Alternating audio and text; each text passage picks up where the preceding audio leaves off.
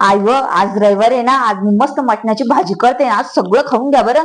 अजिबात उरू देऊ नका. उद्या सोमवार आहे, सोमवारी चालत नसतं मटण. अहो पागल डोक्याचे त्याचे हातपाय कापून टाकले आणि तिकट चाललं आज. अहो आई तुम्ही मला कधी पण उलट सुलट कोण बोलत राहते हो. मी तुम्हाला काही सरळ सांगायला गेलं तर तुमच्या उलट्याचा अर्थ काढते ना. अहो आई मी तुम्हाला म्हणून राहिले की उद्या सोमवार आहे, उद्या मला उपवास आहे, ते खायला चालत नाही. मला हे माहिती आहे ते चालत नाही म्हणून. आज रविवार आहे, आज सगळं उरू देऊ नका म्हणलं, म्हणून म्हणलं होतं मी तुम्हाला. काय उपास धरती सकाळी त्याचा संत सत्तर आहे पोटा. आई खरं बोलली तू. सकाळ लोक तिथंच राहता पोटात 36 घंटे पचत नसतं मटण, तिथंच राहत असतं. काय फायदा तिचा उपवास धरून. म्हणून तर म्हणलं देव कोणी पावतीले पहिलं मटण खायचं रविवारच्या दिवशी, सोमवारच्या दिवशी चांगला उपवास धरायचा. केस गिस धुवायचे. काय फायदा आहे तो. म्हणतं तसंच राहते ना, मला पोटातच राहते.